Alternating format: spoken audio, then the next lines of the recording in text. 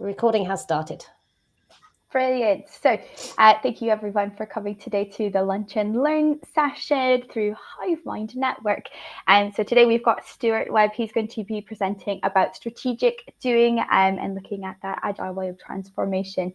So you've got over 20 years of experience in this field. Brilliant, amazing. I think we're really looking forward to hearing from you. So this recording will be available later. We'll post it into the channel. So yeah, I'm going to pass it over to you then, Stuart. Thank you. I don't know how I can possibly have 20 years of experience when I'm only 21 and a few months old. So it's just not possible for me to have that much experience. Anyway, let me share a few slides. If I can remember how to do this, I do that, don't I? Is that correct? Can anybody see any slides at all? I think it's coming up now. Brilliant. I can see that. Okay. Terrific. Okay. So what are we talking about? Strategic doing. Strategic doing. It's basically what I'm going to try and talk about is a talk for an agile leader, somebody who is leading a network towards their solution. And I'm just going to talk about the 10 skills which make up this approach that you can use and adapt to guide the group. So it's effectively it's like a change management strategy. Most larger organisations are caught within structures and hierarchies which make it easy for them to operate, but it might limit their ability to pivot. And so this was developed in order to sort of work with those larger sort of organisations. I worked for a while with water companies and with the gas network distributor in the UK, with some of these techniques, and they've got a lot of quality systems which provide a lot of stability, but they really don't encourage experimental mindsets, as you can actually imagine, and they're really rigid and very highly risk averse, which is for a very good reason, because people die if those sort of things go wrong. Even in the water industry, there were examples of things going badly wrong where people put the wrong chemicals into something, and that did cause death. So you can imagine it's really difficult, as it was when I spoke with one of my customers, who basically turned around and said, I need to get 1,000 people here innovating. What do you suggest? So this was an approach that we were working on at that time in order to sort of bring that about. So let's sort of talk about what the problem is. I'm going to take you through a bit of a thought experiment. Okay. You've got a family planning a family holiday. In option A, you might say mum and dad just make the decision and the teenager just go along with it. Option B might be that they can convene a family conference, maybe several. They examine all the possibilities. They take into account everyone's likes and dislikes. They're trying to make sure everyone gets a bit of what they want from the holiday. Herbert Simon, who was a Nobel Prize winner in economics, called this satisficing. That's a combination of satisfy and suffice. And that means searching through all the available options to figure out a solution that meets the minimum threshold of acceptability, something which is good enough to satisfy the majority. Now, one of the ways that a lot of organisations tend to do this is to just say, well, that's not going to work for us. We're going to go with option A. We're going to decide. But to try and make it fair, they analyse lots of data and then they announce it, and somebody's not happy. So we then start comms plans to help them come to terms with the new state, and then trying to maintain direction and progress. So that's fine in an organisation where you've got those sort of resources available. But sometimes with the problems we've got, what I would describe as wicked problems. These are where complex adaptive situations where there's lots of complexity of the problem, but there's also lots of collaboration required. And through that sort of thing, you tend to form these massive massive networks rather than hierarchies. And so these techniques I'm going to be talking about are those where we're trying to solve these wicked problems, where you have lots and lots of complexity of problem.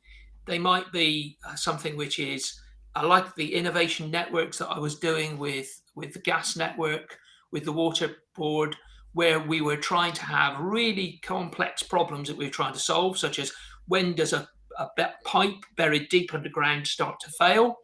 But we needed lots of collaboration in order to be able to solve it, because the knowledge just wasn't within the water company, but it was within the whole of the water industry. So you get lots of collaboration. And scientists and technologists are a bit black and white, I think, in this respect. They tend to think to themselves, right, if you just build it faster, bigger, better over time, things will improve. You know, rockets gone from, as you can see on screen, from about 1891, where they're tiny little things, through to something huge that now parks itself back where it started. But most of the problems that I come across when I'm dealing with these sort of things are a bit more like this. This is what just a tiny, tiny part of what I used to do. This was my research field before I came into this, which was about the genes that are required in order to get a cell to work. And you can imagine, if you're sort of somewhere over on the right hand side here dealing with a gene PST0683, which is over here on the right, and you think, well, that can't possibly have anything to do with PST2327, which has got something to do with the glyceraldehyde pathway. Well, I can absolutely assure you, you can find that one of these things will interact with anything, because there are lots and lots of laws of unintended consequences, because you just don't know what's going to happen when you start down one path. So when you're in a complex situation like that, I spoke to an artist actually once. Scientists being black and white, it's sort of, you know, much more when you make it bigger and better, everything works. And they turned around and said, this artist I was speaking to said, impossible. The impossible, they said, that's just a problem which takes us a little longer to solve. So you've got to look at it as, okay, so what we're trying to do is look at how to solve slightly longer problems. So networks of people solve complex problems. And I think there are sort of three types of networks that we could sort of talk about. There are advocacy networks. Those are networks of groups of people who come together to advance a particular cause or a specific agenda. You can think of lawyers that get together with people who have been wronged within healthcare or things like that, and they form an advocacy network in order to promote their better health. Or you can have learning networks, and I think the hive mind is a great example of a learning network. We share professional responsibility to each other to help each other learn and collaborate in order to help our clients learn. So we're, I think, much more of a learning network. The one that I'm sort of dealing with here are these innovation networks. They bring together diverse groups of individuals who may not even have prior connections.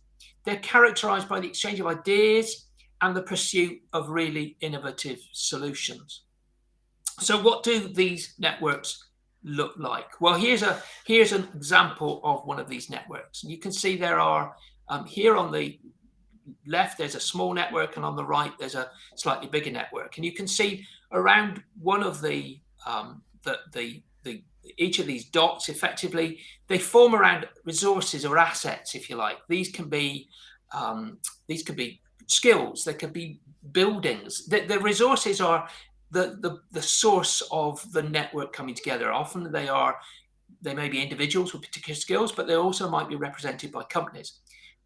And if you can imagine, there's sometimes a tight core of these resources that are very closely coupled because they might belong to one company. But there are other resources which are more loosely coupled. They could be a small organization or an individual that's part of the time they're part of the network, and then there's a sort of porous boundary, they drift out and maybe they come back. And aligning and keeping such resources, and this might have to come off, this is getting hot, aligning and keeping such resources aligned is quite tough, because as they drift in and out of the hub, they begin to sort of, have new ideas, and they might bring things back in, and you've got to keep them aligned. We'll often find in these networks, we also have what we call boundary spanners. And boundary spanners are resources or people or organizations that somehow bring different bits of networks together. Different hubs come back together. And they're incredibly important to make part of your network, because a boundary spanner, we'll come to how we sort of do some of this in it. Boundary spanners are things which you can make huge use of to get assets in and out of your network. So does that make sense? Has everybody sort of got the sense of what I'm trying to say there? Yeah? Okay. All right.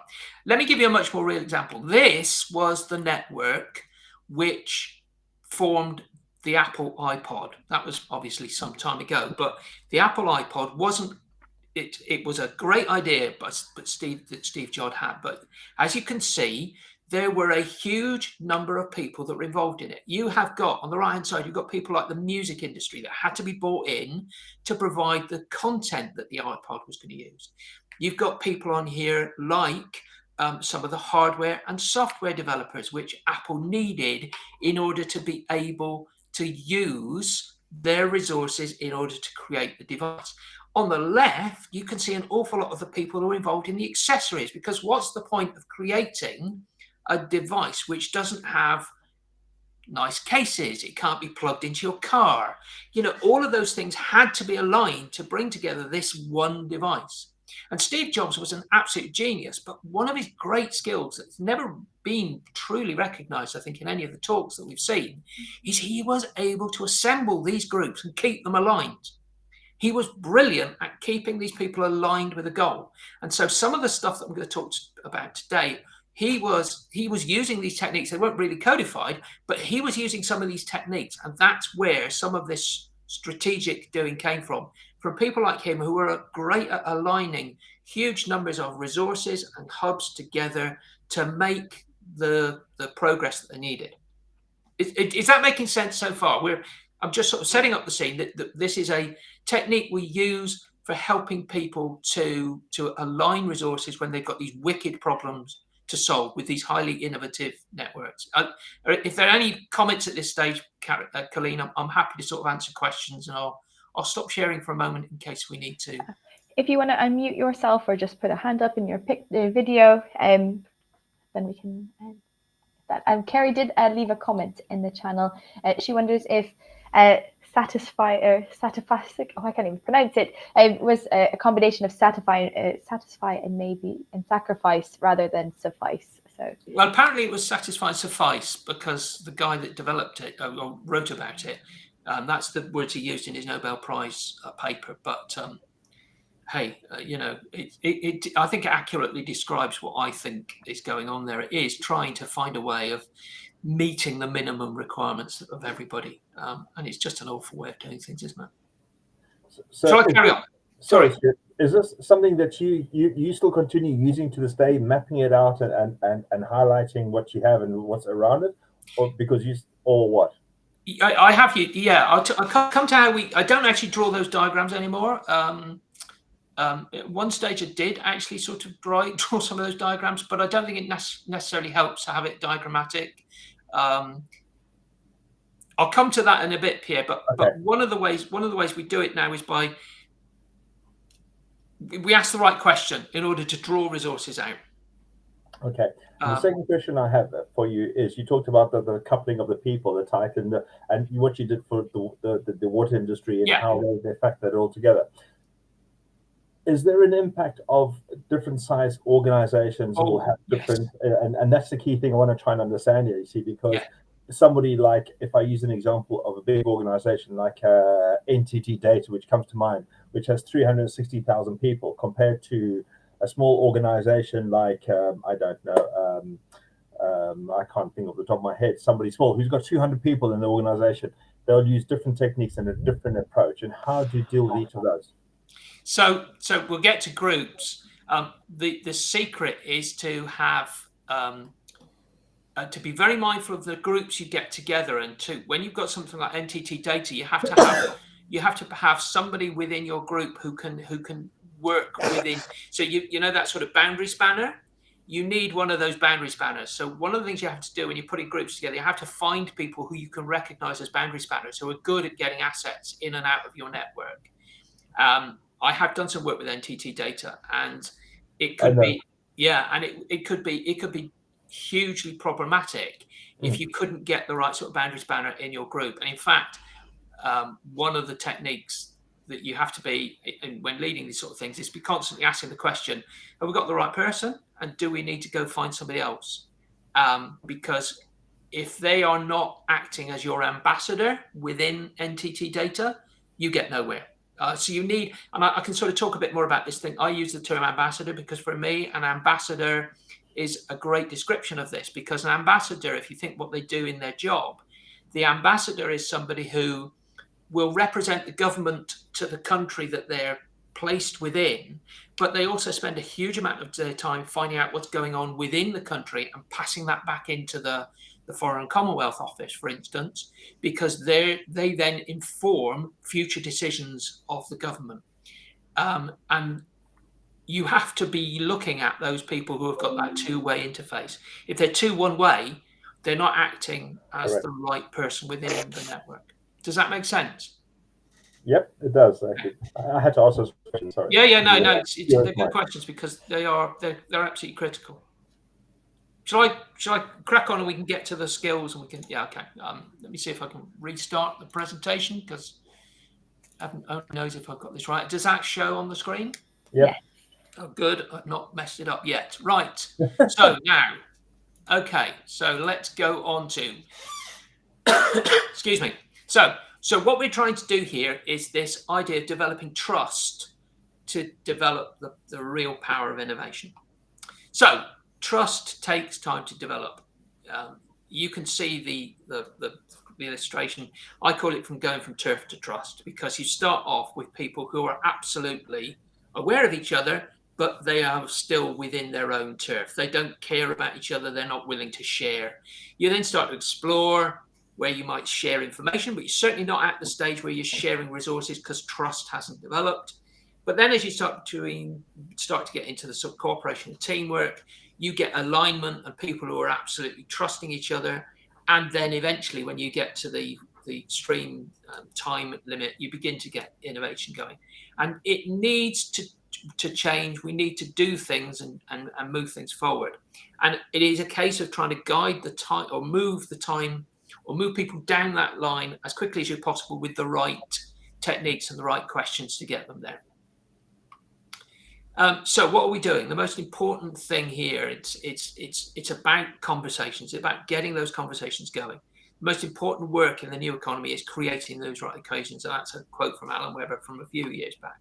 So, excuse me, what is strategic doing? Strategic doing is a strategy discipline designed for teams and open, loosely connected networks. So it's a set of interlocking skills. And I think it's important at this stage just to say what strategy means. That comes from the Greek word strategia, which literally means generalship. So strategy comes from war. We don't use it so much in association with war now, but it comes from that approach of what does the general do? And the general does really two things. He makes decisions, or she makes decisions, and they decide the approach and attitude. And they actually should be asking two questions constantly. Where are we going and how are we going to get there? They don't get involved in how people then proceed to get it, but they are constantly keeping in mind, where are we going? How are we going to get there? That's the point of the strategy. Where are we going? How are we going to get there? So we're using that sort of technique to really enable teams to form collaborations, make decisions about measurable outcomes, and make adjustments as they go along. And so we're using the usual agile techniques of fast learning, knowledge, and data. And strategic doing effectively is an open source operating system for this. So let's talk about the 10 basic skills you need in order to be able to do this stuff. First skill is to create and maintain a safe space for deep, focused conversation. And so we're talking about two things. As Eleanor Roosevelt said, when I come to this sort of thing, I often say, great minds discuss ideas, small minds discuss people. So what we're trying to do is open up what is a difficult thing to do for most people, which is to have a discussion about an idea. It's quite rare to do that. And so you have to make sure that everybody feels both physically and psychologically safe when they're having the conversation. So you have to start creating that physical and psychological safety around the conversation. People can't feel as though what they're going to say, and I'm very aware of one organization where we spent 2 days discussing things, and at the very end of the second day, probably the most junior person in the room turned around and said, I don't think any of this is going to work because you've spent all your time talking about technology that nobody in the field has got. Now, it took 2 days for them to say it, but if they'd not said it until 3 months in, we'd have been in deep doo-doo. And it wasn't until somebody actually sort of mentioned it, everybody around them went, oh, good point. We hadn't thought of that. We didn't really check what was out there. But it was because they felt safe to say it. Nobody criticized them. They'd heard for 2 days, nobody had been critical. They just heard people absorbing ideas and they went, I think it's safe for me to say it. Coming back to your point at this point, Pierre, as a leader in this situation, your job is to be the conversation guide. You're the person that has to guide the conversations.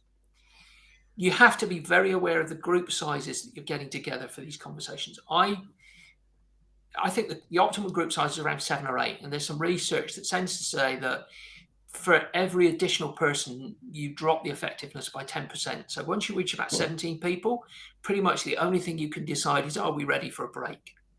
That's about the level of conversations. You have to have small enough groups that you can do it. But you have to make sure that we also set out rules that say we are creating trust and mutual respect, which is huge in this, and everybody's voice is totally equal. It is very difficult when you get into hierarchies, when you have these hubs. If you have got somebody in the room who is really high up in the hierarchy, things tend not to get said. So you have to strip away the hierarchy and you have to make the hub. And I'm going to talk a bit at the end of this about what I think this leads to, which is what I tend to term shared leadership, which is not about making anybody in the group the leader. But at this stage, if I'm coming into this situation, I accept that I am leading and becoming the conversation guide on this. Right. So the next thing is, okay, so I'm here to create the right conversation, but how do I do it? Well, I have to ask the right questions. Clear, iterative, adaptive questions. They might require some level of experimentation. I call them appreciative inquiry. They're asset-based and positive focused. So great questions that you have to learn to ask are things which are surprising, causing people to reflect and think, prompting stories to build relationships. Great example. One of the questions I often start a session when I'm dealing with some people about is I try and say, okay, what's 5 plus 5? And people will go, obviously 10. I'll go, okay, now, what 2 numbers make 10? I'm asking the same question, but I'm trying to reframe it. And of course, everybody will turn around and go, well, 10. And then they'll go, yeah, but also 5 times 2 and 7 plus 3, 9 plus 1. So suddenly you've reframed what 10 means to people. You've got people to start looking at 10 in a different way. And it's a great way to start these things, because what we're trying to do is to reframe every question in that way, so that we don't start with things like what is, but what other things can we look at? What other ways are there at looking at it? So you're trying to open and use those open questions again. So for instance, not what can we do to minimize customer complaints, but what customers have been most pleased with our service and what can we do to give more of those? You've reframed the question. You've found that you do know what people have found to minimize customer complaints, but in a different way. You've now opened it up to a range of answers rather than sort of a narrow one. And I think one of the things that I've advised people in the past on this is, don't, for goodness sake, at this stage, do SWOT analysis. Because if you've ever tried a SWOT analysis, you'll find a million weaknesses and threats and like 2 opportunities. And it's just the way our brains work. Our brains look for problems. The old lizard brain, we look for the threat. We don't look for the positive, because we're constantly trying to protect ourselves from being eaten by the lizard or the tiger. So the agile leader is about framing the right question. The next one, and Pierre, this is where we come back to that boundary spanner and the things. Your job as the agile leader in these things is to identify hidden assets. Now, I'm just going to sort of make a fairly obvious statement at the moment. You remember what we're doing here is we're in an organization, or we're in a network where nobody's really brought the hierarchy with them. So they're not bringing with them the authority from the boss to give you access to his code, or they've not brought the organizational HR manager's responsibility for you're allowed to do this. You're in a network where everybody is sort of feeling their feet.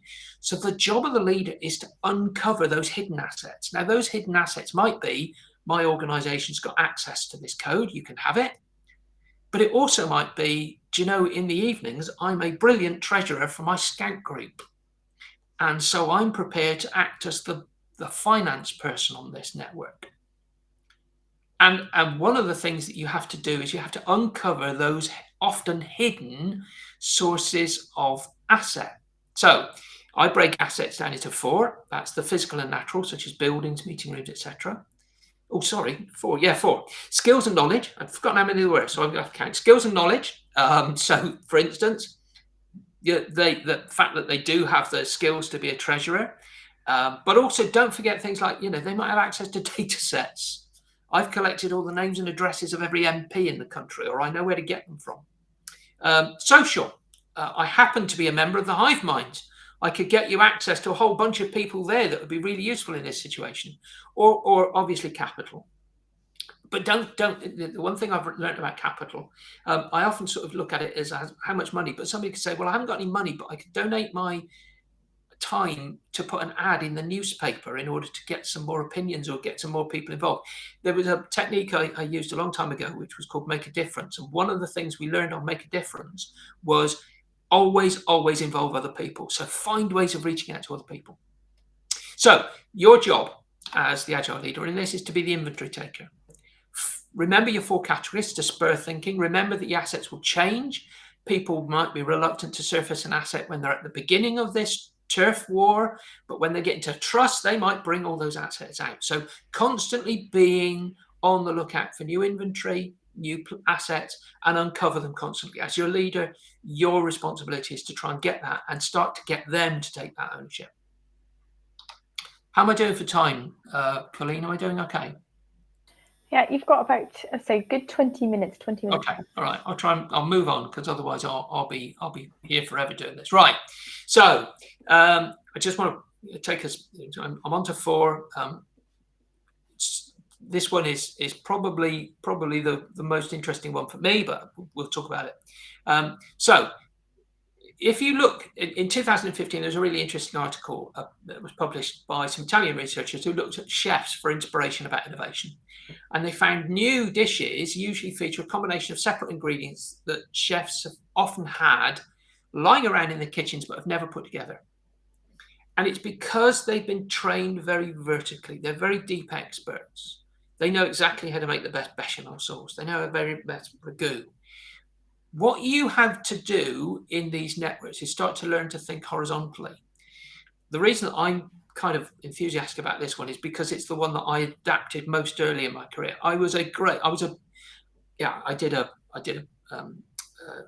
did research on viruses, but the thing is that I wasn't very good at it because I kept getting distracted by other new things that I would sort of say, well, why don't we investigate that one? So I was eventually asked, basically, are you going to ever focus on this, or are you going to go somewhere else and do something with your life?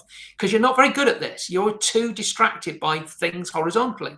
I couldn't learn deep. I just too distracted. And if experts often think vertically. It is in the nature of experts to think very, very vertically. Let me give you an example. And this is something that I think is worth remembering.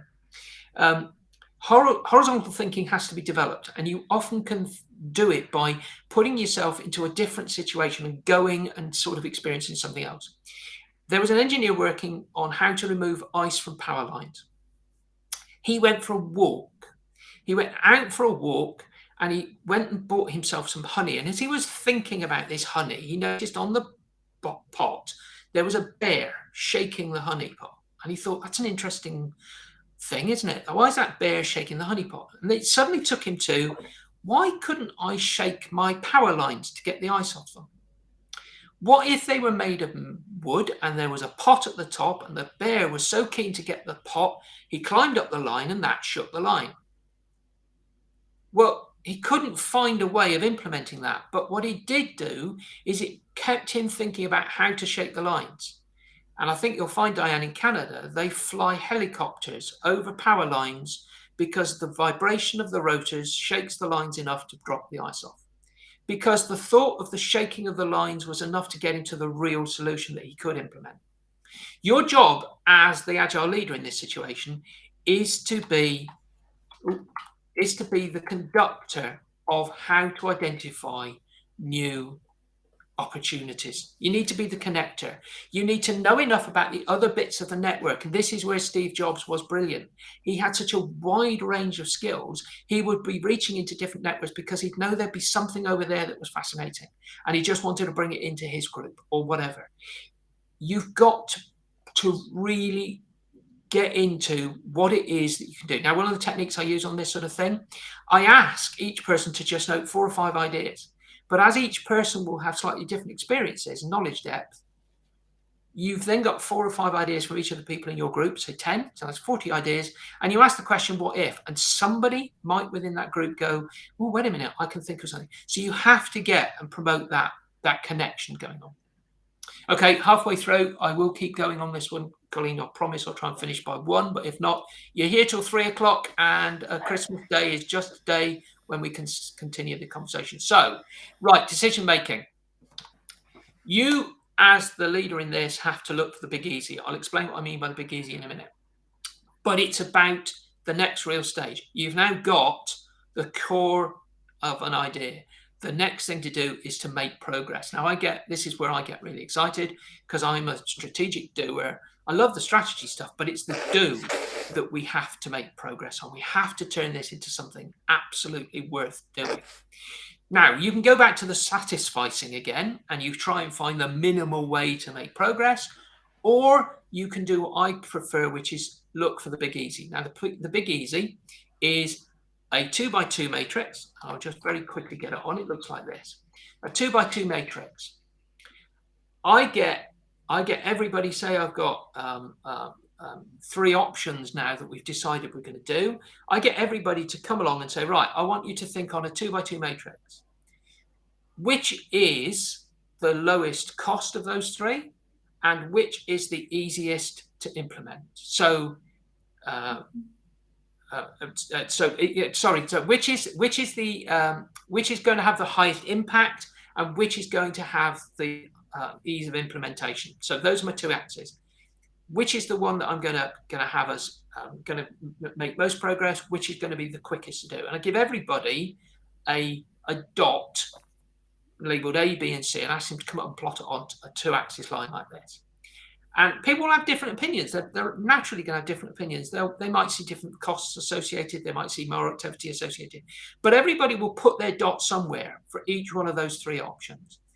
And all you do is you look and see where most of the people have put the dots. And you can say, okay, in this example, A and B and look like they've got more votes than anybody else. But from all honesty, B looks as if it's probably got the easiest cost to activity ratio. We're going to go with B because most people have got it. And that's the big easy. The big easy is we've just made a decision. We're going to go with option B and we're going to go with it. Now, one of the things you've got to remember in an agile way, the last thing you want to do is to think to yourself, I've got enough information here. You haven't. But what you can do is experiment and test your ideas as you're starting to implement B. And we can come back to sort of how do you make that happen.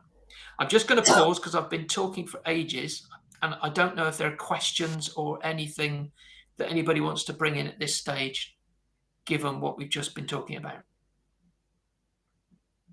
Colleen, Carrie, has anybody put anything in the chat other than please hurry up, I want my lunch? No, not at all.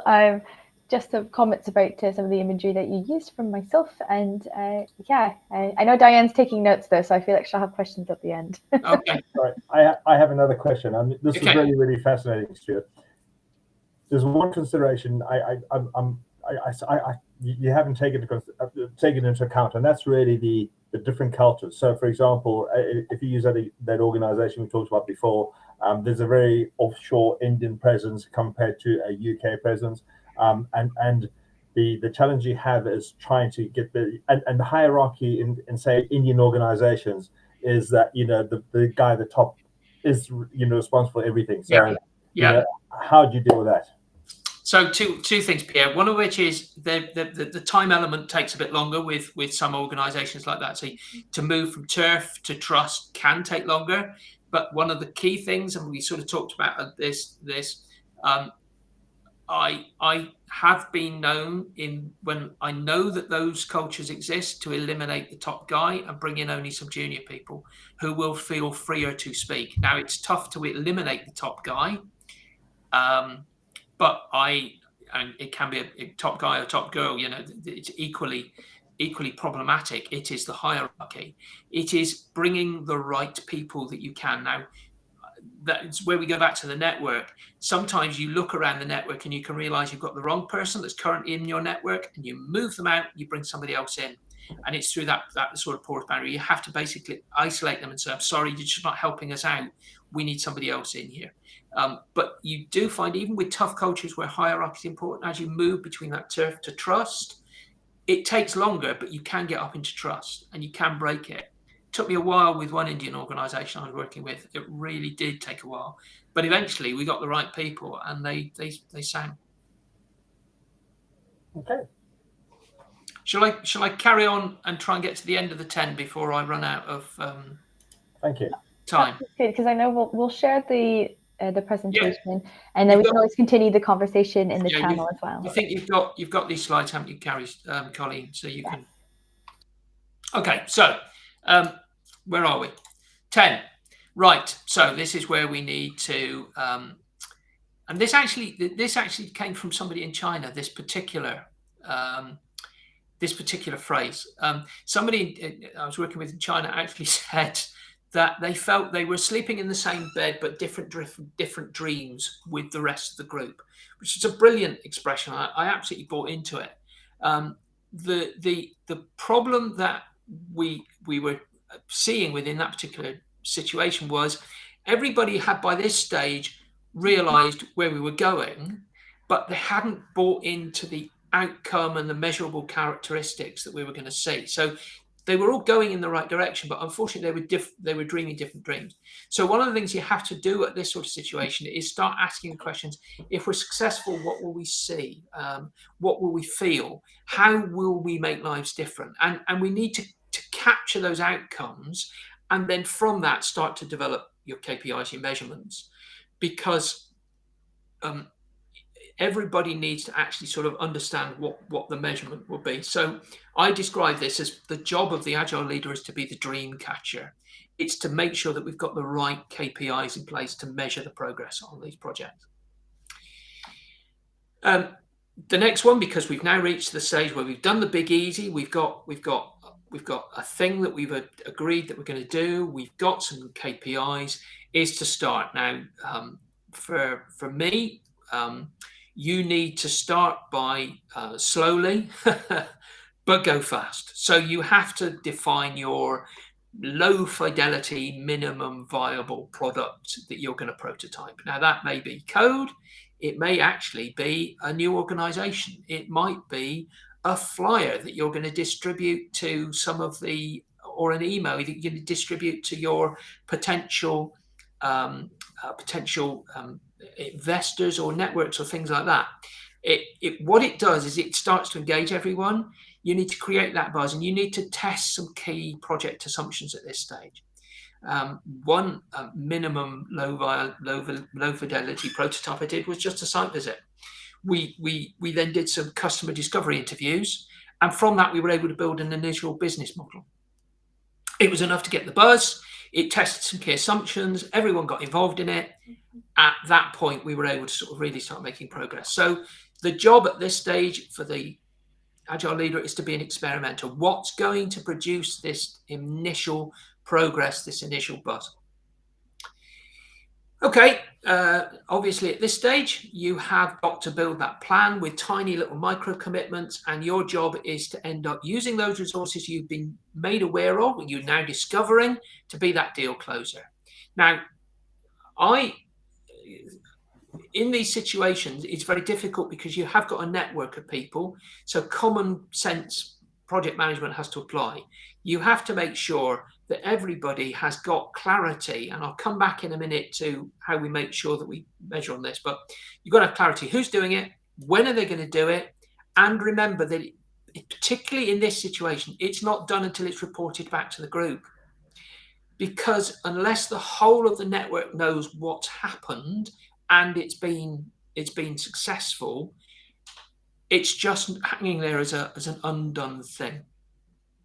So I often have at this stage, as the person that's sort of the connector, I'm obviously finding myself in a situation where I'm making sure everybody knows where everybody is. I'll sort of talk a little bit of the last skill about the job of the Agile leader in this as being the sort of chief doing officer. 9, learning loops, the double learning loop. I think it was Chris, I'm going to get his name wrong, Argurius, I think his name was. He talked about double learning loops. Double learning loops. It's great having a thermostat which can say, set the temperature to keep a room at 19.5 degrees centigrade. But an even better thermostat would be a thermostat that asks itself, why am I set at 19.5 degrees centigrade? Would 17 actually do? And then lower the temperature to save some cost, but also achieve the same job. So your job at this stage is to set up what I call 30-30 meetings. So that is a meeting which is no less frequent than every 30 days. And at that meeting, you ask 3 things. What have we done? What have we learned? What are we going to do in the next 30? So it's about what have we done in the last 30? So getting that progress. What have we learned? What's working, what's not working? As I call it, my woe watala, which is what went well, what do we need to take a look at? I never ask the question, what went wrong? It's what went well, what do we need to take a look at? The woe watala. And then what comms problems do we need to solve to make sure that we move on? And then what are we going to achieve in the next 30? So your job as the Agile leader is to be the convener. And the last skill, and I'm going to try and finish this in 3 minutes, so we've got 10 minutes left for questions, Colleen. Your job is to nudge, connect, promote, and reinforce these new habits. You are the what I call chief doing and marketing officer for this network of people. So your job is now to constantly be nudging people to take that progress and promoting. We go back to the person that sort of, if you like, is the deal closer on this, is promoting what has happened so everybody stays on board. So those are the 10 skills, and I'm just going at this stage to just show, gone the wrong way in my slide set. Oh dear, fancy having to do that. Right, so the job of the person in this thing is to ask those 2 questions. Where are we going? How will we get there? And then link that to my 30-30, if you like. What could we do? What should we do? Then get into the planning, what will we do? And then what's our 30-30? And that's your cycle. Constantly be asking, what could we be doing in the next 30? What should we do? Prioritizing. What will we do? Getting those ideas and coming up with the plan that we can actually achieve. And then what are we going to do to achieve that? And that's the strategic doing cycle. There's another way you could represent it, and that's in this divergent, this method, but you'll see that on the slides when they come out. None of us can master all of these skills. To date, I haven't done all of them. Some of them will always be like writing with our non-dominant hand. It will be legible but awkward. So one of the things you have to remember is that there's something called Ashby's law, which is dealing with complexity has to have an equal amount of variety. So that's why I keep talking about this thing called shared leadership, getting the leadership out there, because a single leader will never have the variety and expertise to manage their way through a complex situation. So shared leadership means that you will get both the skills and expertise and the depth of understanding to be able to manage through these very complex situations. And I'm just going to leave you that quote, which came from a CEO who said it was the most productive, clear and concise, open innovation process I've ever seen. Colleen, I'm going to stop now and allow people to ask questions, and I might take these off so I can actually see. Brilliant. Does that help anybody with thinking about this sort of thing? I have a question related to the last part. And it's interesting for me whether nobody can be an expert in all of these things. Yes. Nobody can develop all of these skills. And I'm in a place where I'm pretty much constantly trying to develop all the skills under the sun. So what I'm interested in at the moment, and actually part of being part of the network is figuring this out as well, is how do you get a realistic and valuable measure of some of those skills? So I'm looking at, for example, what is my skill stack, so that I can start to define some of my skills. So Paul, yeah. I think the best thing I can say to you at the moment is I think two things. One of which is you can do a sort of little bit of a skills audit. I mean, have a look through the slides on those 10 and say which ones of those am I already quite comfortable with and good at? Which ones would I like to be better at? I can say nothing more than the way I developed some of these was just try experimenting. Asking and reframing questions was one that took me a while to start to be able to sort of get my head around. I was extraordinarily good at the convening. I was very good at horizontal thinking because it was just natural to me. But I then said, right, I need to better myself on asking and reframing questions. So I learned it. But nobody is good at all of them. So that's why this shared leadership is so important. If you can find somebody in your group that's really good at reframing questions, get them to ask all the questions. Just accept that, you're going to learn from them and sit back and just watch them just be genius. I think I'd love to be able to do that. I'll try and copy some of what they do. But yeah, don't be do a little bit of a self audit, but don't be afraid of the weaknesses. Just turn around and go, right, I'm going to have to find somebody I'm going to learn from. I spent half my life learning from other people, even people like Derek. Now. He just wants me to rise to the bait. Is there any other questions for Stuart? Well, sort of a question and sort of a point. Anytime innovation is mentioned, my ears prick up, not surprisingly. One thing I'm not sure I take issue with it, but your definition of your three networks, the innovation network. Yeah, go on. Yeah. Sorry. Yeah. I don't think the aim of an innovation network, or anybody who runs one or leads one or whatever, has ever been to come up with innovative solutions, although it does depend what you mean by innovative, because some of the solutions they're simple, they're obvious, but again, it depends what you mean by innovation. Yeah, right. But you're possibly curious, you're possibly all sorts of things. Yeah, no, I'm not suggesting.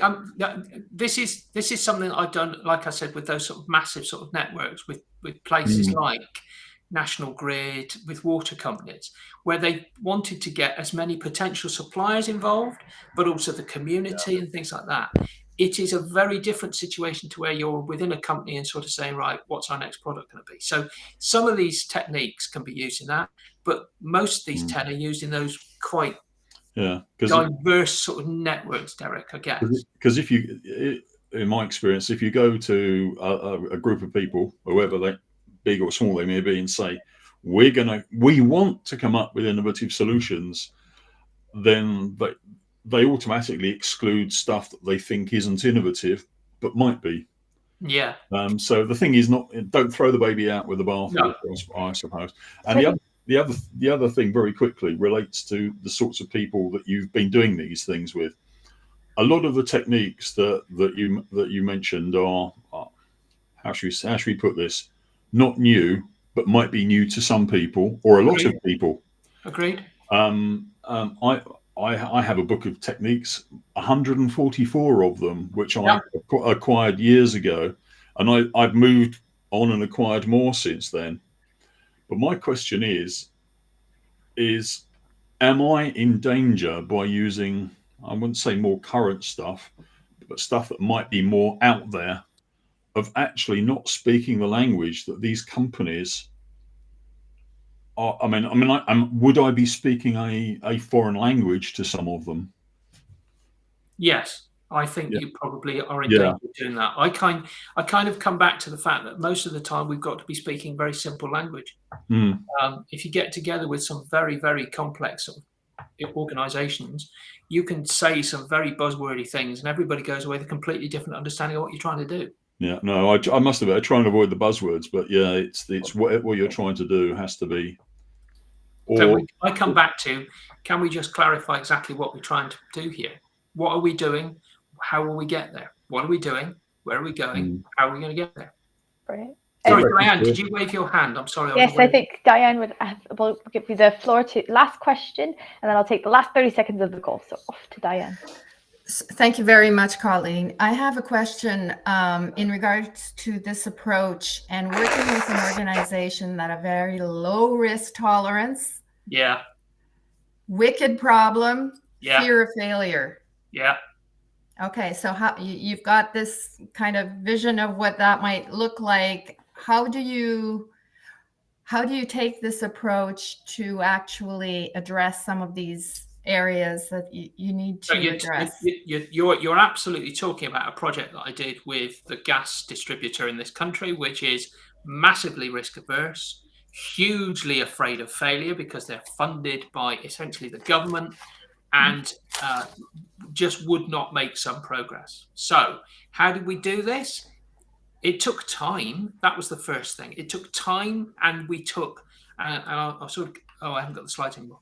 One of the things we did, we had little micro plans, which started to sort of show people. So the micro plan was a tiny step, build a document on this. But that little micro plan, as soon as it was achieved, you'd celebrate the success massively, and they'd go, wow, that was great, that was dead easy. So you take a slightly bigger step, and then you'd celebrate success. And it was painful that I was having to celebrate success of what I thought were tiny little steps. But eventually the steps got to be quite big. It was, okay, go and find somebody who can actually build that robot. Oh, it'll take me 6 months. Brilliant. Off you go. Tell me in 30 days time how you've done it. But you have to decide on the end product. You have to decide on that end vision. And that end vision is a big, scary, hairy monster. So the general job, coming back to the general's job, where are we going? I held that in my head. I wasn't necessarily telling everybody that all the time, but I was plotting the how will we get there, the tiny little steps that got us there. I'll just show my slide again because I think it will help on this one. And we can have a conversation after this, Diane, if you like. But and I'm sorry, Colleen, I will shut up in a second. But we're going back to this. There were tiny little steps all the way up this path, and there were lots and lots of changes of direction and assets that we need to bring in. But I knew we were at the bottom and we needed to be up at the top. So how are we going to get there? I was constantly plotting, and it was sharing it out and getting other people to take responsibility. Tiny micro steps, but those micro steps eventually became quite big. But it's back to that turf to trust timescale. It takes a long time to move from turf to trust. It is a case of just communicating. Perfect. But if we want a conversation after this, please, we can easily have another conversation.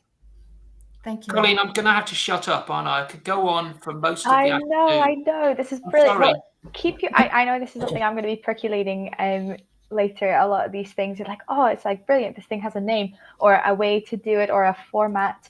It's so great to see how you've been successful in putting these things in this order. So, it's really great. I'm thinking about the cooking example and like, oh yeah, brownies are delicious. Tahini is for hummus, but put them together. Oh my goodness, tahini brownies is what came to my mind when you were talking about the chefs.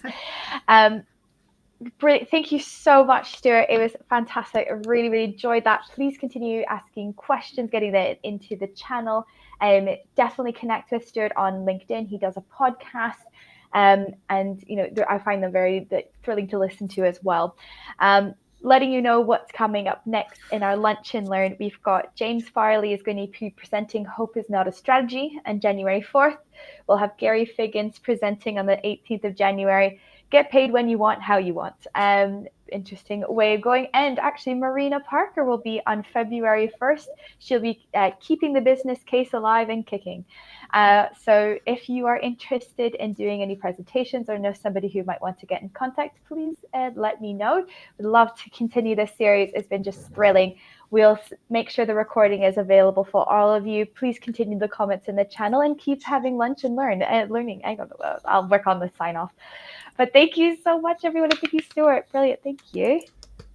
Thank you. Thanks, Stuart. Thank you, Colleen. Thank you, Colleen, everyone. Happy Christmas to everyone. Merry Christmas. Merry Christmas. Yes. Happy holidays. Oh, yeah, okay.